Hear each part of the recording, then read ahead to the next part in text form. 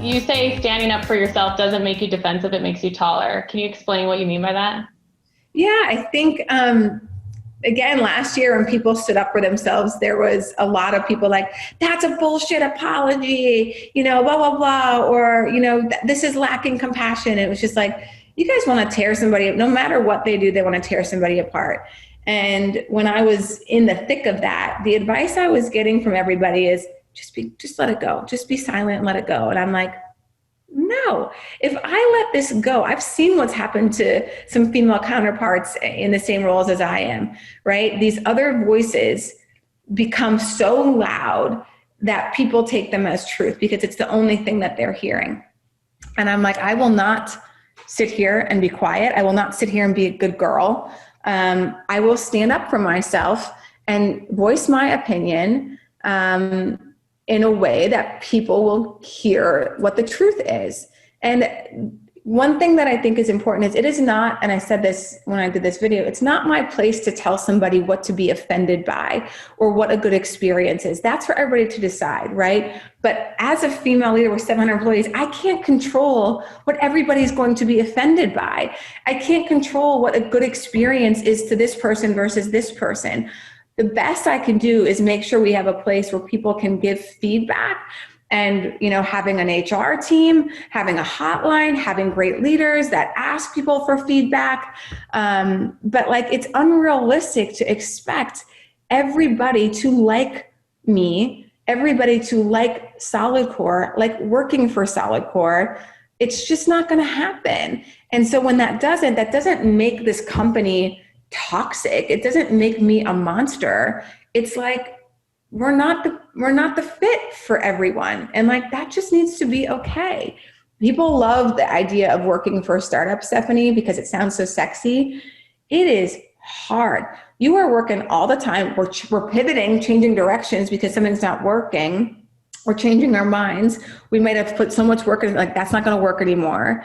And so it can feel frustrating. There's a lot of malleability, if that's even a word, that people need to have of being in a startup culture because there's not a lot of process. There's not a lot of systems in place. We have all that now, but we didn't have that in the first few years.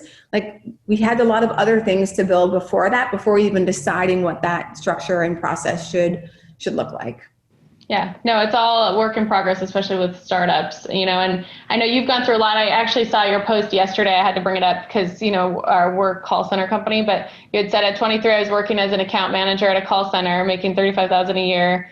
26, I'm calling my mom to borrow money, 31 saving. So really understanding where you came from and where you're going and knowing along the way, you've had tremendous situations or setbacks, right? So 1, 2, knowing how much of working out and energy and you're a competitor, you are, right? And having that horrible jet ski accident, right? So how did you, not just from a professional side, but personal side, really overcome that personal setback? Because I'm sure personal also bleeds into some of your professional life. Yeah. There's an old saying that says, I don't take advice from people who are less successful than me. And I have a hard time taking advice from people who've been through less than me.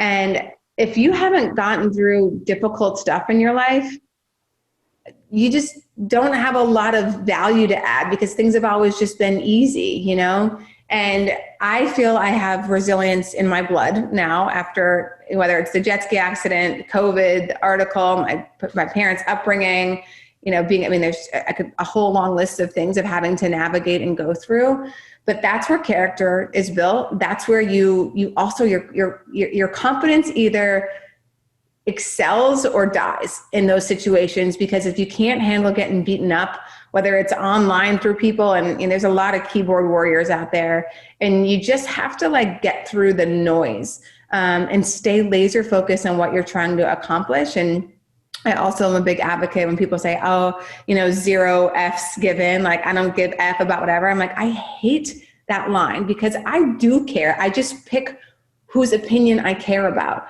I care what my family thinks about me. I care what my, coworkers think about me. I care what my fiance thinks about me. And my reputation with my investors, those groups of people is really important. But strangers who want to come after me online, go ahead, have a heyday. If that makes you feel better that you've never met me and you want to cut me down, like, I know that that's that person's stuff that they got to work through. And that is not about me. And you've got to know that. Like, even back on my feet, there were people who, accused me of using Black people to get famous. And I'm like, I gotta just let that go, because there's nothing I can do about that person's perception of me or whatever. And I don't know them. It's not my audience, not who I'm trying to convince here. So yeah, and it takes practice, because listen, anybody like Brene Brown, and she talks a lot about that, of, being in the arena. And she really had to, because she got famous really quickly, and she had to work hard to not listen to this noise and the awful things people would say about her weight, whatever. And she's like, you know what? If you're not in the arena getting your butt kicked, I don't give a crap of what you have to say. You are sitting back in your cheap seats, on your recliner, doing very little and not taking any risks and putting yourself out there. And you want people to care about your opinion? Girl, please. Like, I'm sorry. Like, no. Yeah. No, it sounds like you live a life of, there's a book called Present Over Perfect, where she talks about the circle of disappointment, and you put your people in that, which it sounds like you have. Like, here are the people I don't want to disappoint. Other than that, like, it was more around saying no to things so that you don't overcommit yourself. But I think that, for me, that was what rung true, but also understanding exactly what you're saying, like focusing on who it is that you really care about from an opinion standpoint, because everyone has an opinion somewhere, whether or not they have credibility or validation to have that opinion. Well, and Stephanie, social media has actually exacerbated all of that, because people are like, oh, it's like you're getting likes from people you don't even know, or comments people you don't even know. And that's validating. Like, that can't be our source of validation, that we're looking for the world of strangers to either applaud us, say something, heart us, whatever. It's like, pay attention to the quality group of people and what they think about you and how you're treating them and how you're taking care of those relationships, because it's the quality over quantity all the time. Yeah. So I know you talked a little bit about, you get that voice and then you need to go to the next thing. Have you gone or started on the next thing yet? Or your focus right now is becoming pro beach volleyball player? Yeah. And honestly, like, it really, I will not be pro. I don't have that level of natural talent, but it really is. And I was talking with my friend and Sam, we were all at the dinner. I'm like, it's interesting to think about that. Like, my path has been so different, whether it's like, I started first with philanthropy. Most people go for the for-profit first, and then like, oh, I gotta, go to philanthropy. And then, Solidcore, or they frankly do the athletic thing first when your body is younger and more able. And I'm like, I'm now 40. And as I mentioned you before we started recording, like, I'm playing 35 hours of volleyball a week, and like, it's not enough. I'm totally like obsessed. I plan my days around it. I cancel meetings for it. And I'm having a blast of just challenging my body, learning a new skill, being humbled, taking direction. I mean, it's really new in all of those areas for me. I'm not the best. I'm not the leader. I'm actually, the one thing I am doing is fostering community. Everybody I meet, like, do you play volleyball? Can I play with you? Can I have your number? And building this like chat of people to try to play as much as I can. And not talking about work. Like, it's been so calming and liberating and exciting and fun. And I'm really like proud of myself for doing it. Cause I've been really concerned of like, I'm going to need this next thing. Like, who am I? My whole identity has been being an entrepreneur, and I can't not do it. I'm going to get behind. Oh my God. And I'm like, that is not what this is about or for. Like, there will be something else in my life that I will build and create, because I just know and feel it. Like, that's who I am. But it will happen, Stephanie, by living my life. The same as Back on My Feet happened by running by a homeless shelter. It didn't happen in front of my computer, whatever. It happened by running.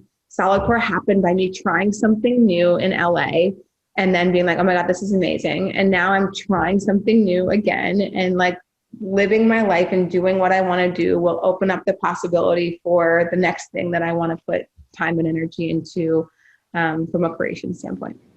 That's amazing. That's a great story. And I really appreciate you taking the time to share everything with me too. Yeah, thanks. I know this has been a long time in the making, so I'm glad we finally got it on the books here.